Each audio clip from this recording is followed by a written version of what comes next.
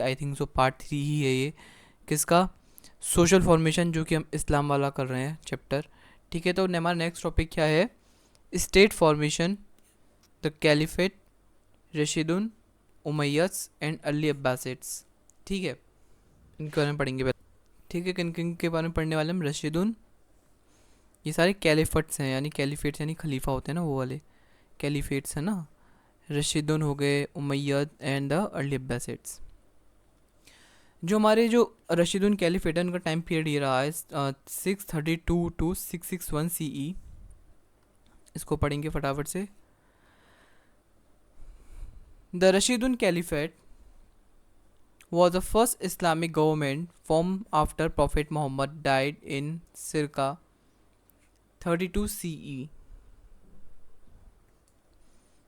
ठीक है, इसको सी पढ़ेंगे, सी है, ठीक है, जितना भी यहाँ पे एस दिख रहा है ना यहाँ पे, जैसे कि ये वाला, उसको एस लिखना। It is seen as important time in Islamic history led by the rightly guided caliph. The four leaders who followed Muhammad, Abu Bakr, Umar ibn al-Khattab, उतमन ibn often, Ali इब्न अबी तालिब। ठीक है, ये कुछ हमारे 4 लीडर्स हैं जो कि मोहम्मद को फॉलो करते हैं तगड़ाई। This time was known for important political, military and social changes including the growth of Islamic State and rapid military expansion। ये कोई टाइम पीरियड है जहाँ पे कि ये बहुत सी चेंजेस हुए थे पॉलिटिकल, मिलिट्री और सोशल, जिसमें कि इंक्लूड होता है growth of Islamic state and rapid military expansion. पहला आता है formation of Islamic state. Islamic state का formation, after the Muhammad's death, the Muslim community needed to stay united and find a leader। Prophet Muhammad की death के बाद जो Muslim community है उनको ज़रूरत पड़ी एकजुट रहने के लिए, और उनको एकजुट रहने के लिए क्या ज़रूरी होता है, एक लीडर। ठीक है, अगर एक लीडर नहीं होगा तो होता है ना, वो देखा है आपने, भेड़ बकरी होते हैं, जस्ट फॉर एग्जांपल। तो हमने आप कभी देखा हो, भेड़ बकरी होते हैं, उनको जब चराने लेके जाते हैं तो उनके आगे पीछे 1-2 लोग होते ही होते हैं, नहीं तो एक होता है, नहीं 2 होते हैं। ठीक है, कभी कभी 4-5 हो जाते हैं, लेकिन मोस्टली एक ही होता है। अगर जब वो एक लीडर डंडे से इधर से उधर करता है ना, तो सारी भेड़ बकरी एकजुट होकर सीधे से चलती हैं। अगर वही लीडर नहीं होता है तो वहाँ पे तो भेड़ बकरी कभी कोई राइट चले या कोई सीधे, कोई इधर कोई उधर। ठीक है, तो एक लीडर की बहुत ज़रूरत होती है अगर एकजुट होना है तो किसी को। ठीक है, Since Muhammad did not name a successor, there was confusion about who should lead। Mohammad ने कोई नेम नहीं दिया तो अपने सक्सेसर का, उसकी बाद ही कन्फ्यूजन थोड़ा सा चला था कि कौन लीड करेगा। This led to the creation of the caliphate, the leadership system where the caliphs was a political and military leader of the Muslims. जो कैलिफ्स थे यानी जो खलीफा थे, वो बने हमारे पॉलिटिकल और मिलिट्री लीडर मुस्लिम्स के। With the duty to protect spread in Islam, उनकी ड्यूटी क्या थी, प्रोटेक्ट करना और स्प्रेड करना इस्लाम को। अबू बकर लीडरशिप, अबू बकर की लीडरशिप में क्या हुआ था वो जान लेते हैं। Abu Bakr, a close friend of Muhammad and his father in law. Abu Bakr थे वो बहुत ज़्यादा क्लोज फ्रेंड थे प्रॉफिट मोहम्मद के और उनके फादर इन लॉ के। ठीक है, was chosen at the first caliph by the Muslim community in circa 32 CE। Some people supported Ali, कुछ ने अली को भी सपोर्ट किया, मोहम्मद कजिन्स, जो कि मोहम्मद का कजिन, जो मोहम्मद के कजिन थे। But most accepted Abu Bakr and he quickly work to strengthen the Islamic state. Ridda war क्या हुआ था इसमें, ये सिरका 32 से सिरका 33 CE। बेसिकली सिरका मतलब पता है क्या होता है, ये टाइम पीरियड के लिए डिनोट करते हैं इसको डराइव, बेसिकली इसको ना यूज़ करते हैं अप्रॉक्सीमेटली। इसका मतलब होता है अप्रॉक्सीमेटली, सिरका को हम हिस्ट्री के टर्म्स में यूज़ करते हैं, अप्रॉक्सीमेटली होता है इसका मतलब, अप्रॉक्सीमेटली 33 CE। अब तो ये नहीं है कि हाँ उस टाइम वो कुछ एकदम परफेक्ट लिख के थे, आज ये डेट है वो डेट है, तो नहीं है ना। तो जैसे हम जो हिस्टोरियंस होते हैं, जो आर्कियोलॉजिस्ट होते हैं, जो स्कॉलर्स होते हैं, वो जस्ट अप्रॉक्स लिखते हैं, शायद इस टाइम रहा होगा अप्रॉक्सीमेटली, लगभग इधर से उधर, है ना। One challenge for Abu Bakr was Ridda war. where some tribe rejected Islam and refused to pay the zakat. zakat charity tax होता है, यानी कुछ पार्ट जो उनकी अर्निंग का होता है दे देते हैं नीडी पर्सन को, ऑर्फन्स को या फिर पुअर पीपल को. After Muhammad death, Abu Bakr led military campaign to regain control, bringing the Arabian Peninsula back under Islamic rule. These wars helped establish Abu Bakr authority, began the growth of the Islamic State, unifying Arabian Peninsula. Under Abu Bakr, the Arabian Peninsula became unified under Islam. The Ridda War removed internal threats. The tribes were integrated into larger Islamic states.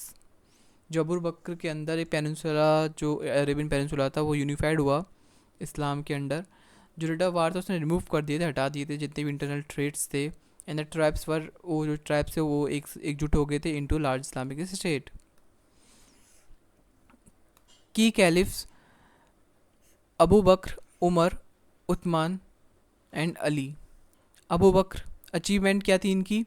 As a first caliph, Abu Bakr set the groundwork for the Islamic Empire, unified Arabia and started collecting Quran.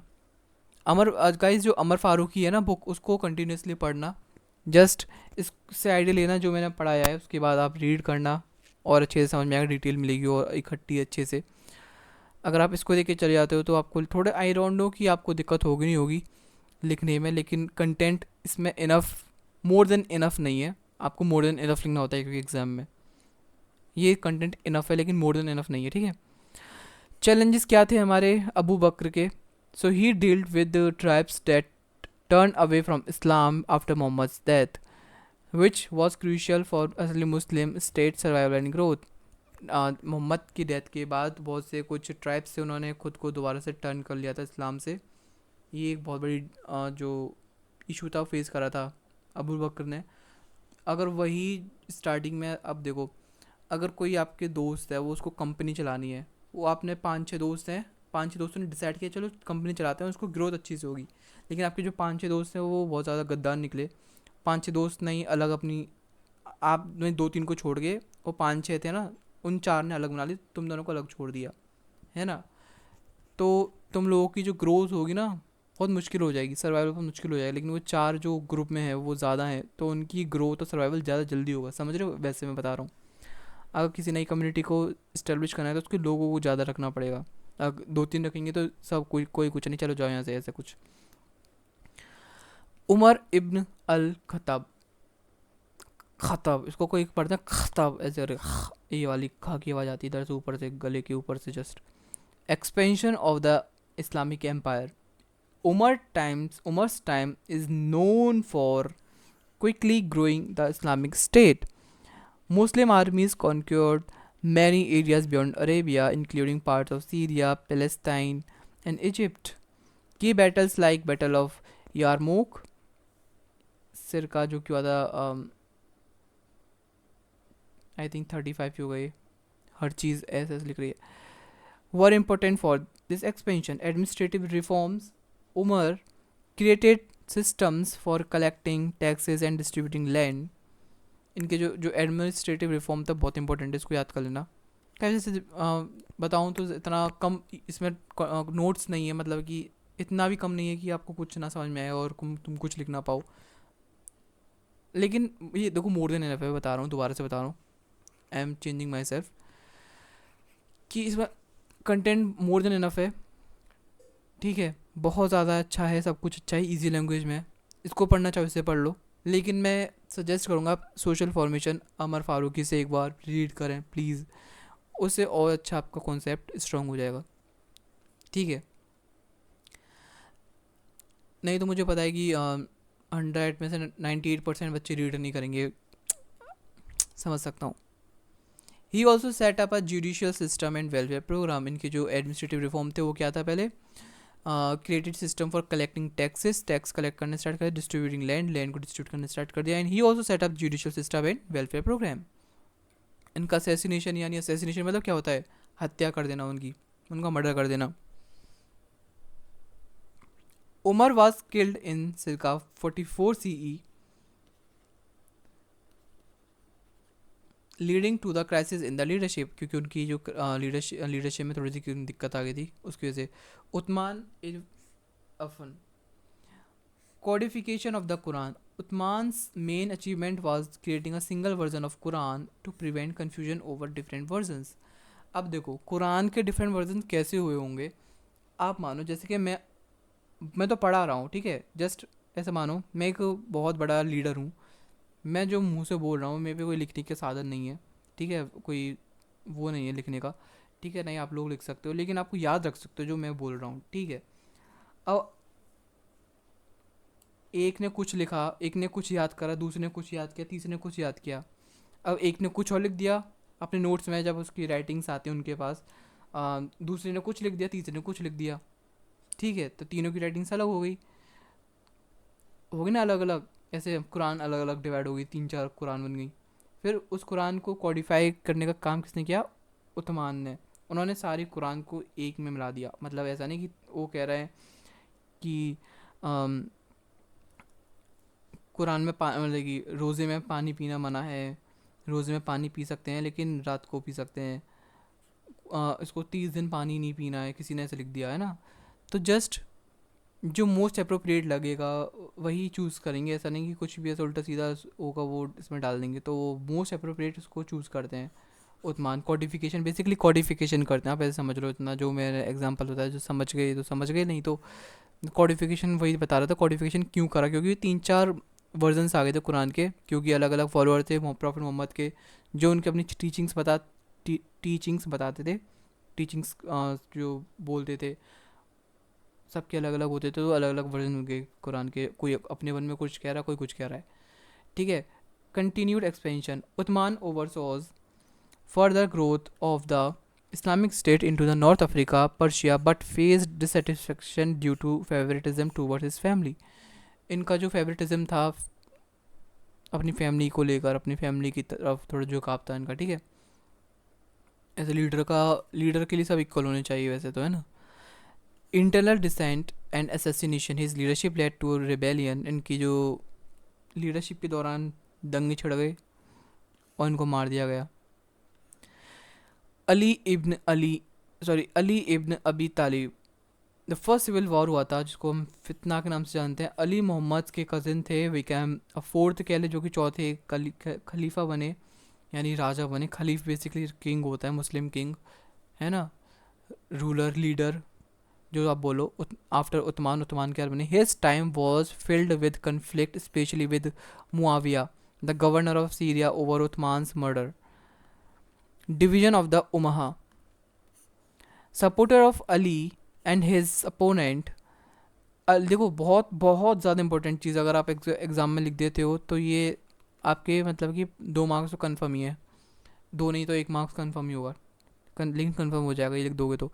Supporter of Ali उनको बोलते हैं हम शिया, और जो हमारे उनके opponent थे अब अली के, उनको बोलते हैं सुन्नीस। सुना है ना आपने कि मुस्लिम्स में भी 2 क्लासेस होती हैं, 2 कैटेगरीज होती है, शिया और सुन्नी, तो ये वही है। सपोर्टर अली के कौन होंगे? शिया या फिर सिया, और इनके अपोनेंट यानी जो दुश्मन होते हैं, ऐसे मानते हैं कि दुश्मन ही होते हैं दोनों एक दूसरे के, ऐसा मतलब कि मैंने काफ़ी सुना अपने मुस्लिम फ्रेंड्स वगैरह से, मतलब कि हम उनको ज़्यादा मानते नहीं है या फिर हम उनसे ज़्यादा बात नहीं करते, ऐसा तो बात नहीं करते, बेसिकली हम दुश्मनों से कौन सा बात करते हैं, तो बेसिकली अपोनेंट तो दुश्मन ही होता है, ठीक है। जस्ट समझ लो उनके अपोनेंट और सपोर्टर, जस्ट, और कुछ नहीं, और मैं कुछ नहीं बोल रहा, दुश्मन या दोस्त, ठीक है, मुझे ज़्यादा आइडिया नहीं है तो मैं ये बताऊंगा। सपोर्टर, अली के सपोर्टर थे कौन? सिया, और सब जो अपोनेंट थे अली के उन्हें बोलते हैं Sunnis. Grew apart during his leadership, the Shia believe that leadership should stay in the prophet's family. जो सिया थे वो बोलते थे कि प्रॉफिट की फैमिली में ही लीडरशिप होनी चाहिए, बाहर नहीं जानी चाहिए। वाइल सुन्नीस थे, उनका जो थॉट था वो था कि चूजन बाय द कम्युनिटी, जो सुन्नी कहते थे जो लीडर होगा उसको कम्युनिटी चूज़ करेगी, ना कि प्रॉफिट की मोहम्मद की हायरार्की नहीं चलेगी यहाँ पे, ऐसा उन्होंने बोल दिया, मानते थे मतलब ये। This split still exist today, ये आज भी ये देखा जा सकता है। अली का असैसिनेशन हुआ यहाँ पे, जितनी भी यार मुस्लिम किंग है उनका असैसिनेट ही हो रहा है, पता नहीं क्यों। Ali was killed ending the Rashidun caliphate,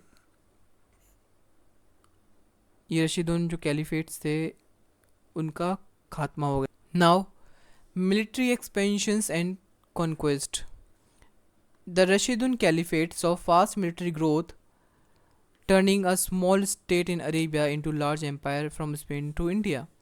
Key conquests and campaigns. Sasanian Empire. Under Umar के अंडर में, उमार फिर उमर जो भी बोलते हो आप, Muslim armies defeated the Sasanian Empire, capturing major cities. The victory was crucial as it removed one of the region's major powers. Byzantine Empire. Muslim also made gain in the Byzantine Empire, taking over Syria, Palestine, Egypt, and North Africa. Key victories like Battle of Yarmouk helped end Byzantine control in Syria. Conquest in northern Africa and Central Asia.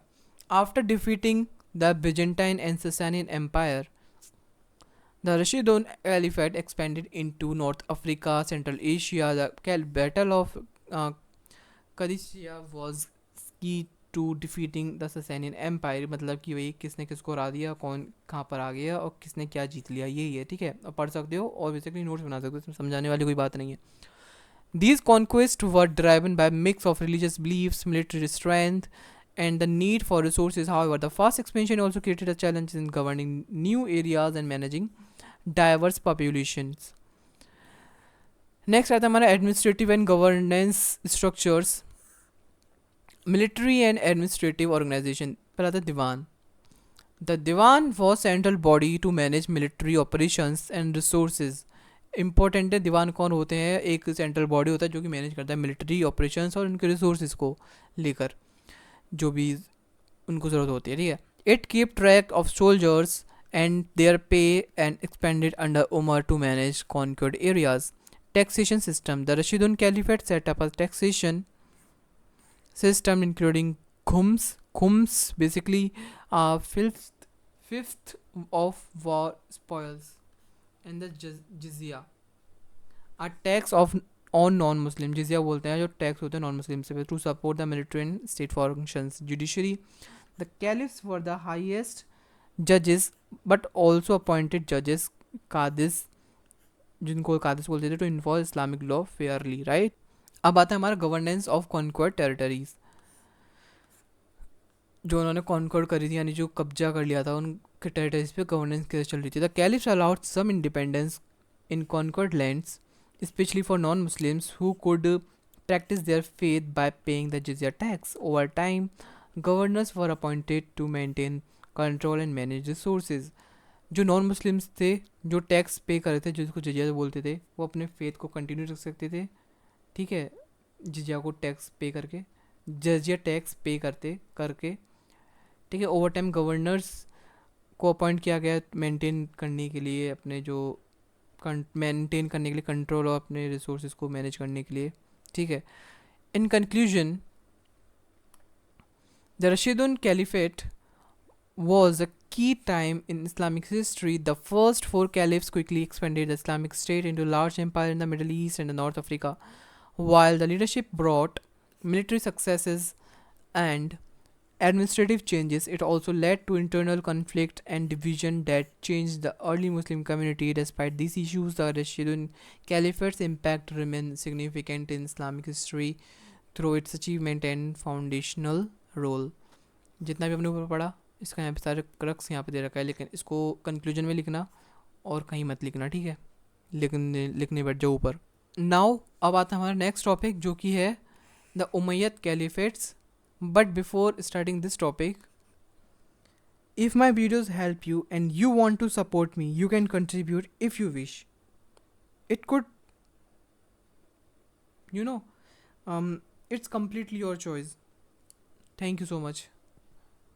It could help me. Okay, Umayyad Caliphate. The Umayyad Caliphate was second big Islamic caliphate coming after Rashidun Caliphate.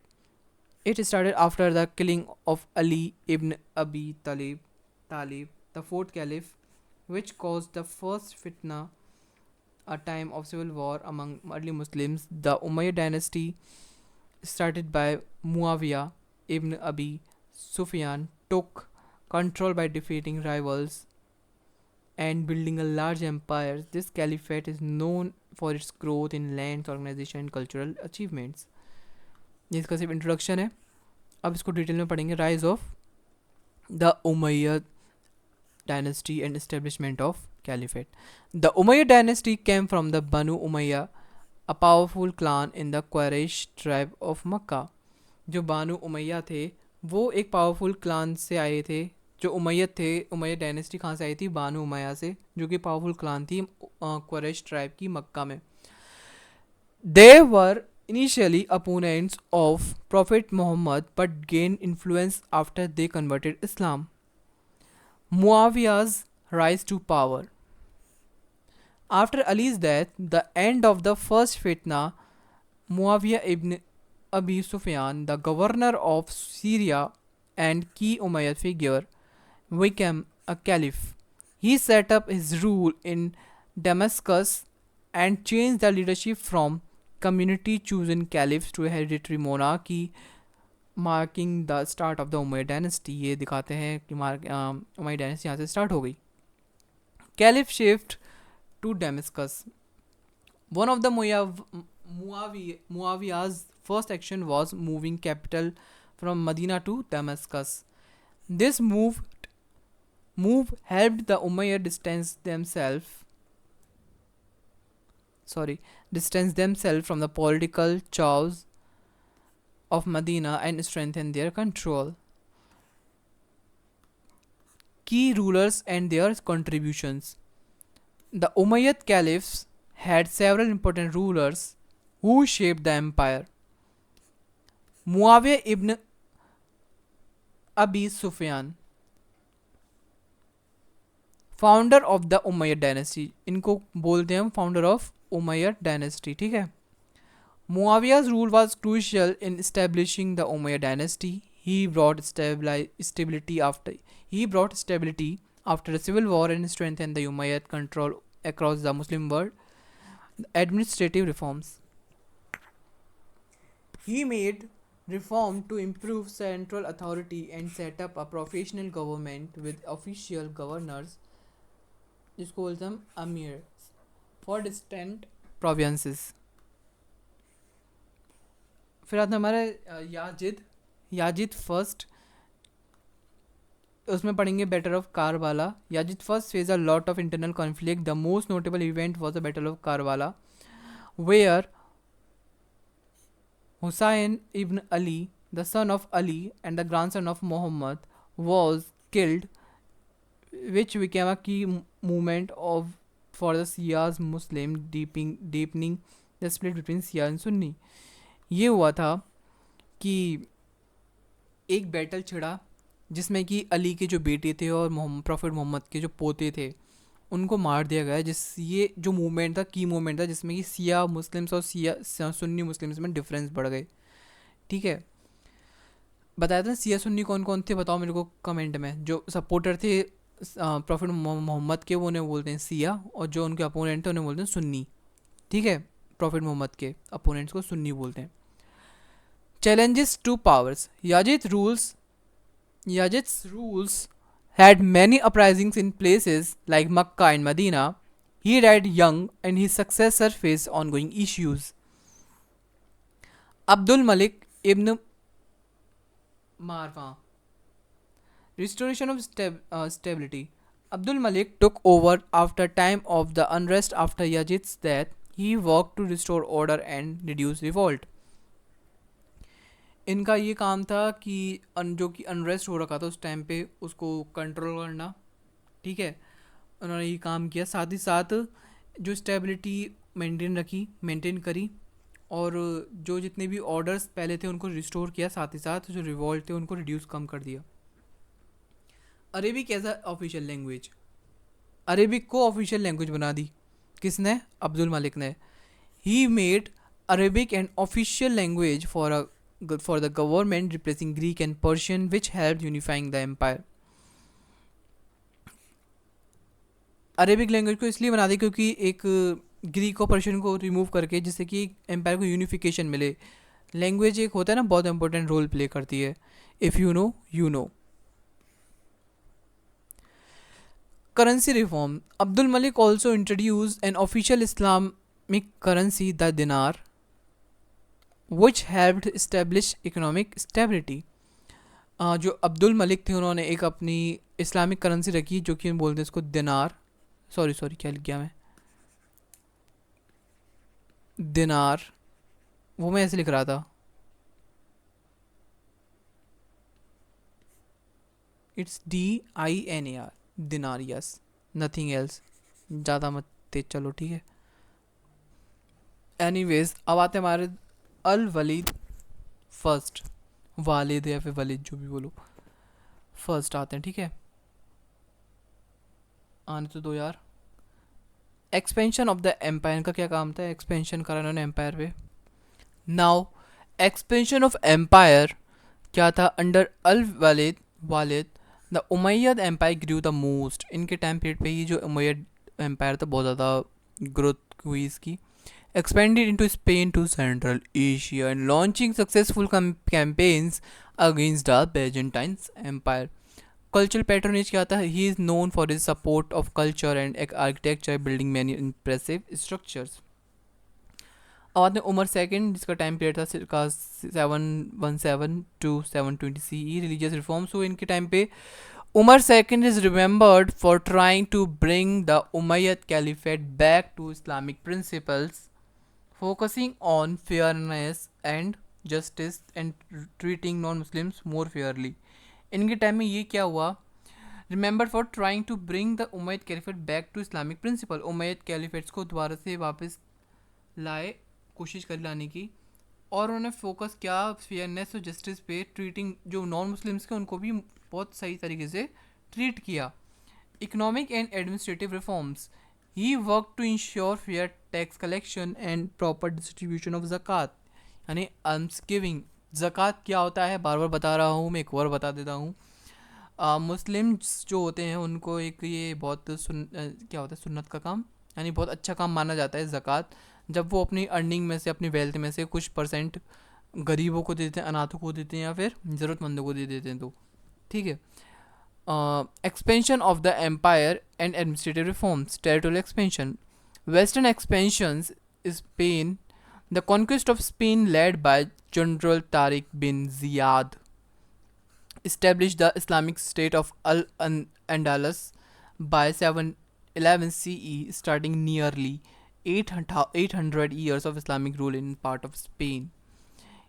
Western expansion हुआ, conquest करे Spain पे, जो कि lead by Tariq ibn Ziyad, establish करा Islamic state of अल एंडलस, ठीक है, जिसने कि starting nearly 800 years of Islamic rule part of Spain, ये सब कुछ ऐसा, ठीक है। ईस्टर्न एक्सपेंशन में ये है और कॉन्क्वेस्ट ऑफ ईस्ट में ये है, जस्ट यू कैन रीड, मैं रीड कर देता हूँ। The Umayyad also expanded into Central Asia, North Africa and India, gained a lot of land. The Battle of Tours marked their limits in Western Europe. They were defeated in the France. France में हार गए बाकी सब, उन्होंने mostly capture कर लिया, conquest कर लिए। Conquest in the east, the Umayyad army continued to move into Persia, Transsaxonia and India, gaining wealth and resources. Administrative reforms, provincial systems, administrative reforms पे आगे हमने अभी पहले क्या पढ़ा था, टेरिटोरियल एक्सपेंशन हमारा है, and administrative reforms, provincial systems, taxation and public works, ये सब इसमें आया। प्रोविंशियल सिस्टम में क्या होता है, Umayyad set up a centralized government with governors overseas provinces helping manage their vast territories। मतलब गवर्नर्स को रखा और मैनेज करने के लिए हेल्प, मतलब कि हेल्प ली गवर्नर्स से जैसे कि वास्ट कंट्री को मैनेज कर सकें, ठीक है। They expanded the taxation system to fund military campaign and project like roads and education system. Next social and economic policies, social policies में पढ़ेंगे, फिर बाद में इकोनॉमिक पॉलिसीज पढ़ेंगे। सोशल पॉलिसी में Arab elitism, the Umayyad rulers favoured Arab Muslims over non Arabs, mawali, उनको मवाली बोलते थे, जो नॉन अरब होते थे, मुस्लिम्स होते थे मुस्लिम्स लेकिन नॉन अरब हुआ करते थे, अरब के नहीं होते थे, मवाली बोलते थे, कॉजिंग इनइक्वालिटी अमंग नॉन अरब मुस्लिम्स। सोशल पॉलिसी में ये हुआ कि नॉन मुस्लिम और मुस्लिम में एक थोड़े से भेद होने लग गए, ethnic and religious divides. The Umayyad kept distinction between Arabs and non-Arabs, leading to a split between Sunni and Shias Muslim. शिया सुन्नी में भी डिफरेंस हो गए. इकोनॉमिक पॉलिसी, टैक्सेशन आता है, ट्रेड आता है. टैक्सेशन में आता है Umayyads impose taxes on land, produce and non Muslims. जो टैक्सेशन उमैय्यद ने इम्पोज करे taxes on land, produce and non Muslims, जो मुस्लिम नहीं हुआ करते उन पे, हम जैसे लोगों पर. This wealth allowed for expansion and infrastructure projects. और जो हमसे लेंगे, जो नॉन मुस्लिम से लेंगे, वही बहुत ज़्यादा ज़रूरत, उसी वेल्थ की ज़रूरत होगी, क्योंकि एक्सपेंशन और इंफ्रास्ट्रक्चर प्रोजेक्ट के लिए, इंफ्रास्ट्रक्चर प्रोजेक्ट्स के लिए, एक सांस में बोलता हूँ कभी कभी. अच्छा. The Umayyad Caliphate promoted trade across its vast empire, ensuring safe trade routes and exchange of goods and ideas. Cultural and architectural achievements. Cultural flourishing. The Umayyad period saw a rise in Islam culture, especially in art and architecture, art, literature, and sciences, with Arabic becoming the main language for scholarships, science and medicine.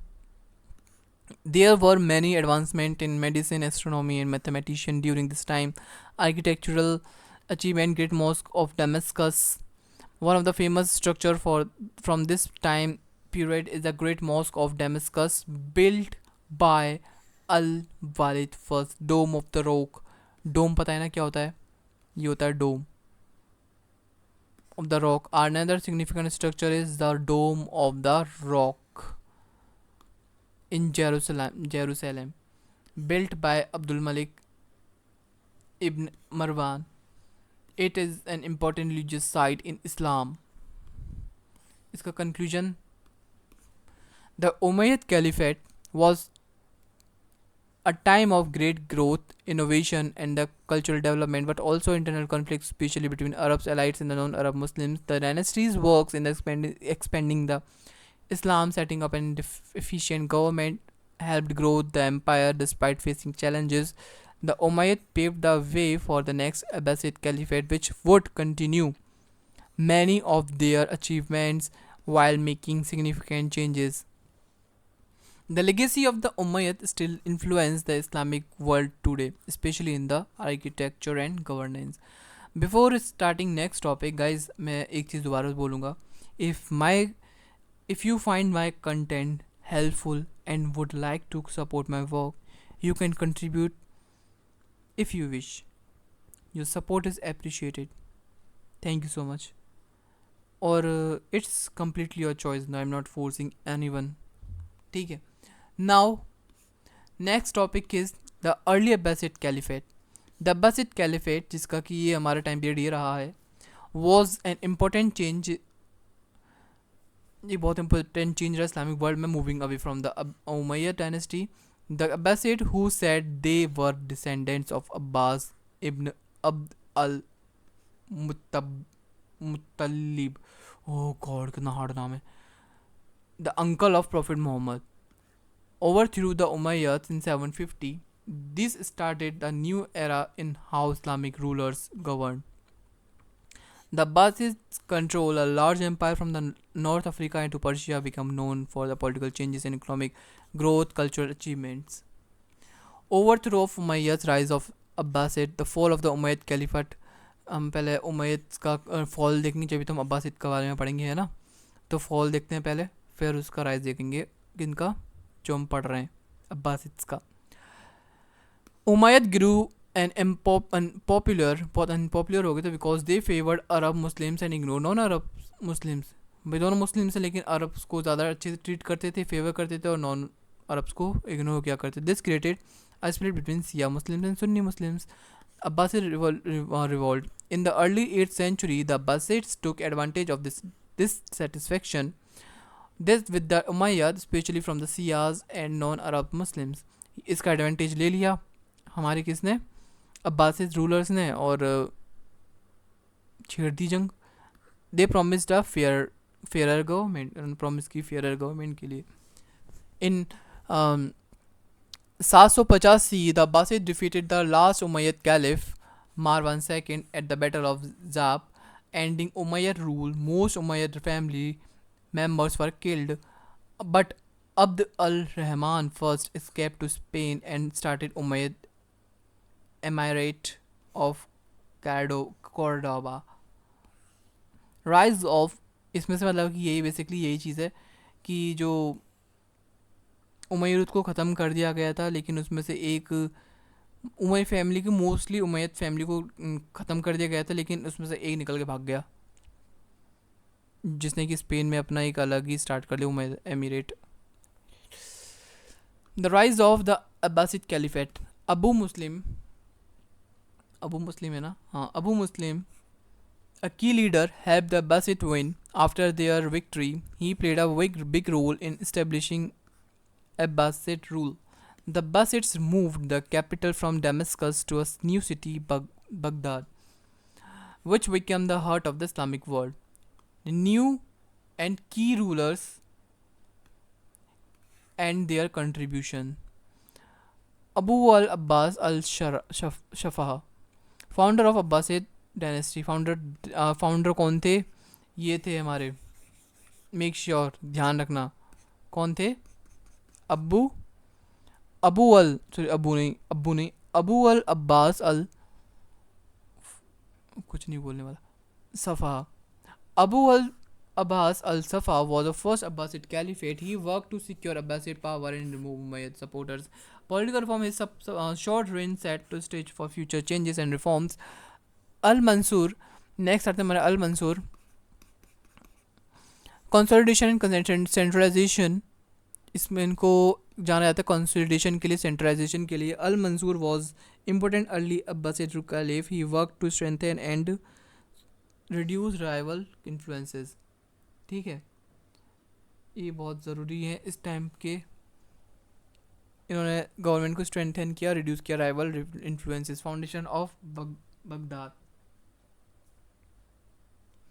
He built Baghdad in making it the political and cultural center of the empire. Centralized governance. He set up a strong central government and gained support from both Sunnis and Shia group. Al-Mahdi. Further consolidation इन्होंने किया. Al-Mahdi strengthened Abbasid control, expanded influence into North Africa and Middle East.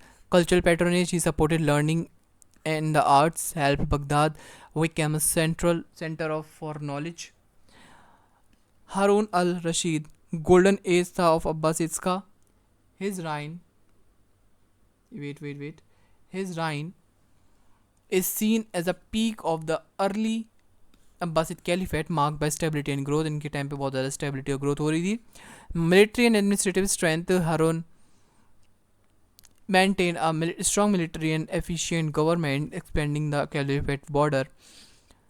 Cultural patronage, he supported scholars and artists, leading to a significant advancements in knowledge.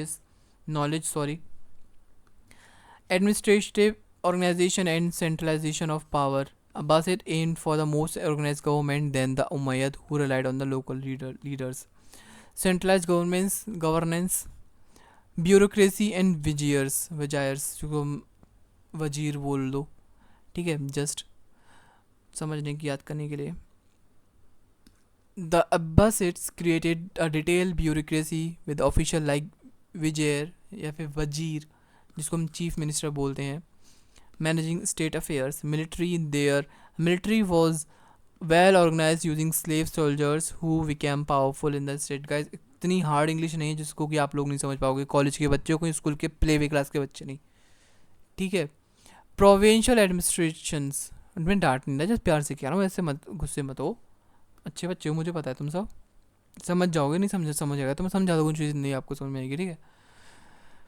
The Abbasids appointed governors to manage regions, ensuring order and collecting taxes. They allowed some local autonomy to prevent uprisings while keeping key power. Centralized taxation system इनका ये था कि जब Abbasids used taxes to fund their government and military, taxes का use करते थे अपने fund करने के लिए मिलिट्री गवर्नमेंट को. This include land tax on non Muslim, jizya and zakat. This system supported the economy, especially in the areas like Persia and Egypt. Economic and cultural flourishing देखेंगे क्या था. The early Abbasid period known as the golden age of Islam, जो early Abbasid period था उसको बोलते हैं हम golden age of Islam, characterised by the economic growth and cultural achievements. Economic growth देखते हैं पहले. Trade network. The Abbasid Empire controlled important trade route leading to thriving trade in luxury goods. Cities like Baghdad, Damascus, Cairo became busy commercial centers. Agriculture development to its time पे they improved farming and with better irrigation and new crops, boosting food production. इससे food production की भी boost हो गया, growth हो गया, ज़्यादा मतलब कि production होने लग गया. Currency and banking. The use of coins and banking system made trade easier using credits and checks. Sorry. Cultural and intellectual flourishing. Translation movements. Important texts were translated into Arabic, preserving knowledge in many fields, sciences and medicines. Abbasids advanced knowledge in astronomy, mathematics, and medicine, with notable figures contributing greatly. Literature and philosophy. Arabic literature thrived with famous work like Arabian Nights. सुना है? चलो थोड़े से bore हो गए होंगे तो Arabian nights की एक स्टोरी सुनाता हूँ मैं, चलो सुनो.